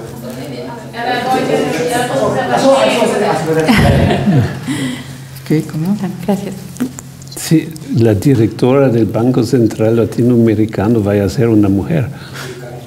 Bueno, toda posibilidad puede ser, pero yo creo que la idea misma del banco, de que sea una mujer quien la pueda encabezar, pues va de la mano de los problemas de integración que persisten en América Latina. Y tenemos ideas como el ALBA, esta Asociación Latinoamericana precisamente bolivariana, que tiene más que nada un concepto político y otros esquemas integracionistas como el propio centroamericano, el sistema de integración centroamericana, que tenía mecanismos más técnicos, incluso también está en crisis. Todo esto nos hace pensar que proyectos más profundos pues quizá no sean todavía muy materializados o algo que podamos ver con toda seguridad. Also, ja, also es könnte sein, es wäre auch gut, wenn das eine Frau wäre. Die Sache ist, dass es weitgehend Integrationsprobleme in Lateinamerika herrschen. Es gibt zum Beispiel die Assoziation ALBA, ist teilweise bolivarianisch gerichtet. Und es gibt auch andere Kernsachen, die politisch vermeiden, dass es einen Konsensus in politischer Hinsicht gibt. Auch teilweise Integrationssysteme in Zentralamerika, die auch vermeiden, dass auch weitere Projekte produktiv werden. Vielleicht beantworte ich die beiden anderen Fragen, soweit ich dazu in der Lage bin. Also, dass es die Vereinigten Staaten Lateinamerikas geben wird, ist so weit in der Zukunft, dass ich mir das schlecht vorstellen kann. Wir haben gegenwärtig eine absolute Krise der Integration in Lateinamerika. Damaso hat es schon deutlich gemacht. Das geht eher rückwärts als vorwärts. Und die Souveränität und der Nationalismus sind gegenwärtig in der Mehrzahl der Regierungen massiv ausgeprägt. Insofern sehe ich gegenwärtig nicht eine Tendenz in diese entsprechende Richtung. Die Europäische Union hat das immer machen wollen. Diese Position des Interregionalismus. Wir Europäer sind ein Zusammenschluss und wir hätten es gern, dass die anderen in der Welt auch einer wären. Bloß sozusagen, so funktioniert die Welt nicht, dass man sich sein Gegenüber so bestellen kann, wie man es gerne hätte.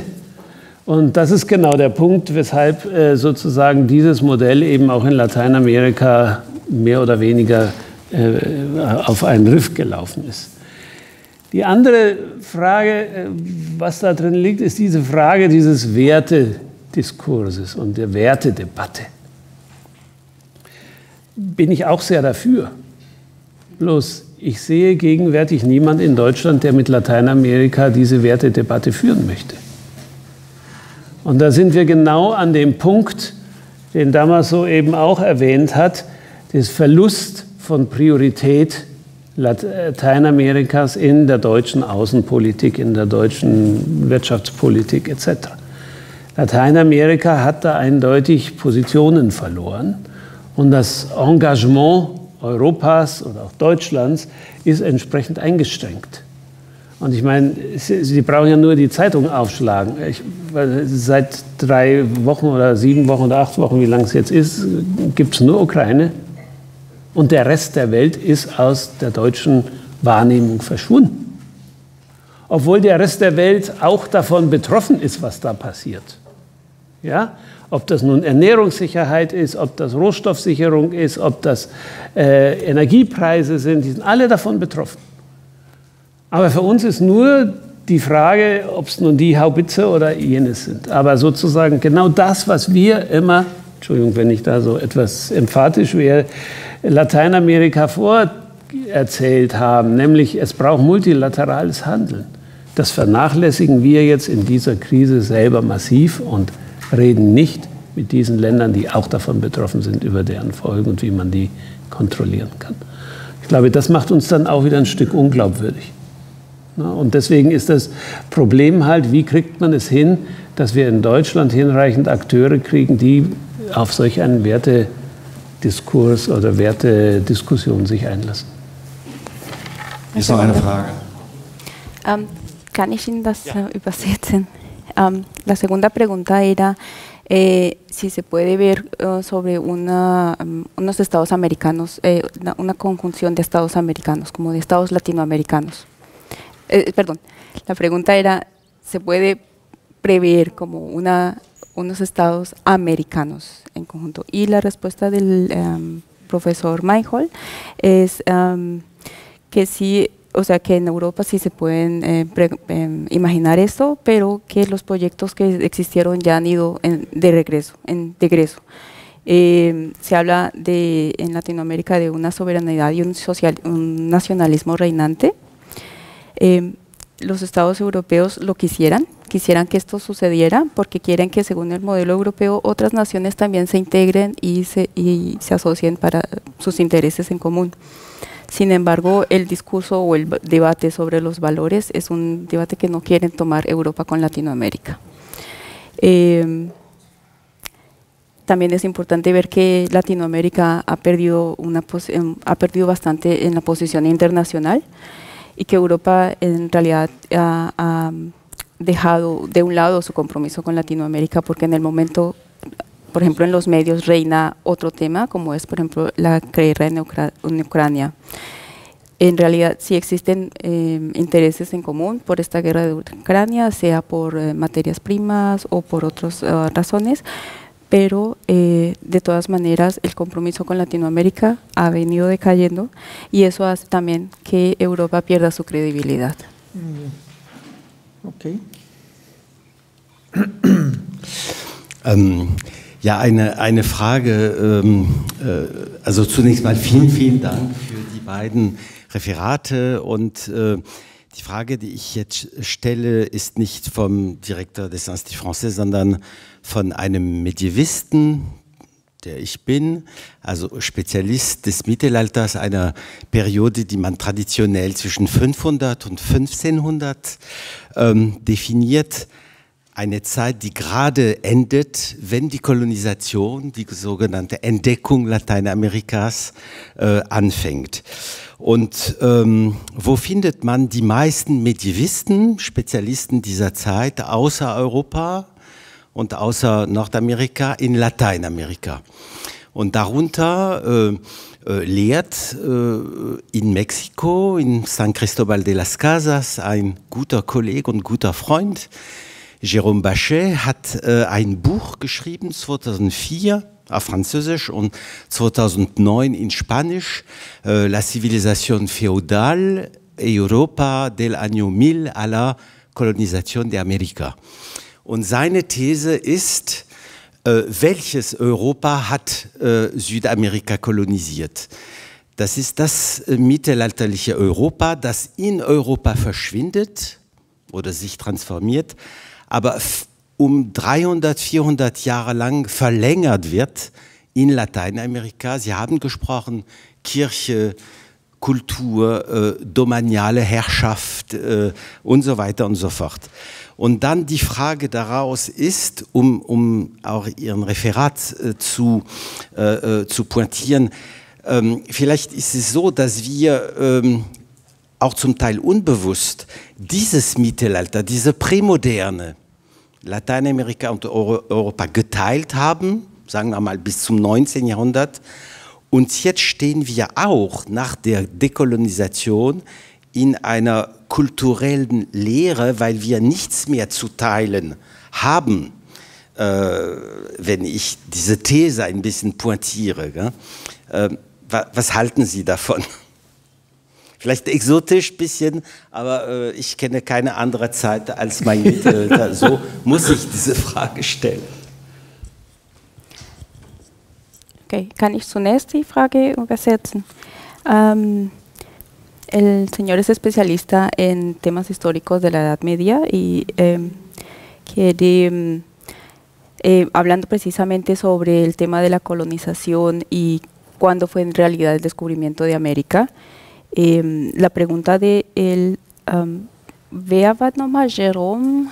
Jerome Bachet ist sein Name, lehrt in der Universidad de San Cristóbal de las Casas. El especialista Jerome Bachet justamente presentó la pregunta, ¿cuál Europa fue la que colonizó o la que llegó a Latinoamérica? Porque se hablaba de una tendencia de cultura, de iglesias que en ese momento estaban desapareciendo en la Europa que llegó a colonizar Latinoamérica. Entonces, en este momento nos encontramos en una fase de decolonización, pero ¿qué podemos nosotros aportar o tener de esta fase? Ok, en realidad cuando nosotros vemos la fecha de descubrimiento de América en el 1492, y es una tesis ampliamente discutida entre escritores y filósofos americanistas, por esta situación de la confusión de Colón, de que él todavía murió creyendo que había llegado a las Indias. Entonces, por eso es que se habla que no hubo un descubrimiento de Europa, al menos en el momento de Colón, sino más bien una invención de América, perdón, no hubo un descubrimiento de América, como Colón lo había pensado, sino una invención de América a partir de una narrativa de corrección de los escritos del propio Colón, que el propio hijo de Cristóbal Colón y la propia corona española, pues obviamente por cuestiones de prestigio, modificaron esta historia para pues, poner que Colón había descubierto América, cuando en realidad fue una invención ya hecha por los europeos, pero que ya esta fecha de 1492, pues ya podríamos hablar pues del final de la Edad Media, estamos ya entrando al Renacimiento, de alguna manera, con todas estas ideas, con la navegación, y en esta circunstancia del Renacimiento es que se inscribe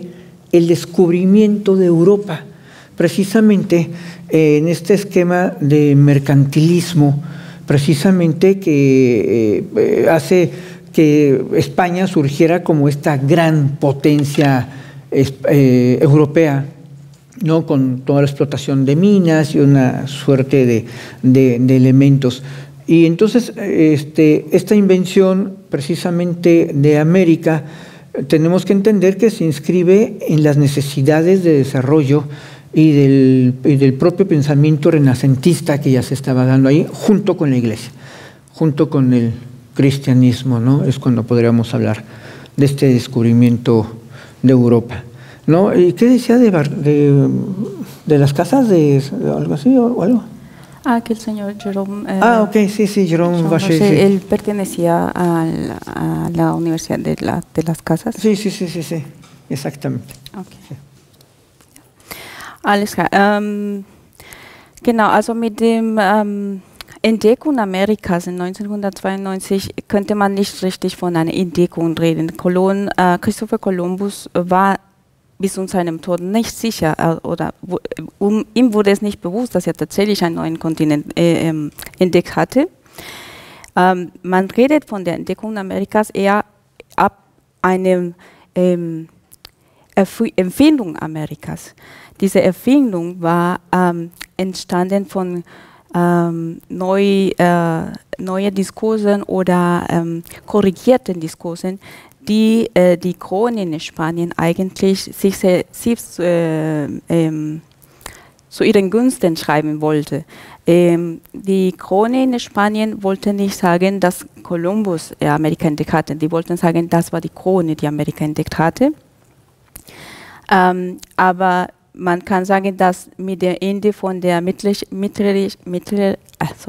Ende des Mittelalters und der Anfang von der Renaissance ist ab dem Punkt, als in Amerika, also zu diesem Zeitpunkt, die Entdeckung Amerikas wurde dann zugeschrieben. Man redet von dem Merkantilismus von Spanien als eine neue Macht, die also auch den Christianismus verbreitet, und dieser Bedarf an die Entwicklung von den neuen Bereiche von Spanien, von den externen Bereichen von Spanien, wurden dann als, könnte man sagen, dass das, was die, sagen wir, die Entdeckung von Amerikas als der Zeitpunkt der Entdeckung definiert hat. Ich darf noch einen Satz dazu sagen. Ferran, entschuldige, aber es gibt kontrafaktische Geschichtsschreibung. Und es gibt ja schon mehrere Bücher, die gesagt haben, wie würde Lateinamerika dastehen, wenn es nicht von den Spaniern entdeckt worden wäre, wenn es nicht unter der Ägide der katholischen Kirche entdeckt worden wäre. Wie hätte das dann eine andere Entwicklung genommen? Ja, also ich habe jetzt den Autor nicht mehr auf dem Schirm, aber jedenfalls solche Ideen, das ist ja jetzt in Mode, so kontrafaktische Geschichtsschreibung zu machen, gibt es, und da kann man das dann etwas vertiefen, was in Ihrer Frage drinsteckt. Im Namen der Veranstalter bedanke ich mich zunächst einmal bei Yuri Romero für diese Arbeit, die sie geleistet hat, die sehr wichtig ist, dass wir uns hier verstehen. Ich bedanke mich bei Ihnen für Ihren Besuch und bei den beiden Referenten. Lieber Damaso, lieber Herr Mayhold, es war ein komplexes Thema, das man in einem solchen Rahmen gar nicht komplett erfassen kann. Aber ich glaube, Sie haben uns Wege gezeigt, die man weitergehen kann, um darüber nachzudenken und mehr Verständnis aufzubringen. Und ich freue mich, dass das Konsulat von Mexiko uns jetzt offensichtlich zu einer Reihe von kleinen Gläsern eingeladen hat. Ich denke, damit können wir den Abend schön beenden. Vielen Dank. Okay.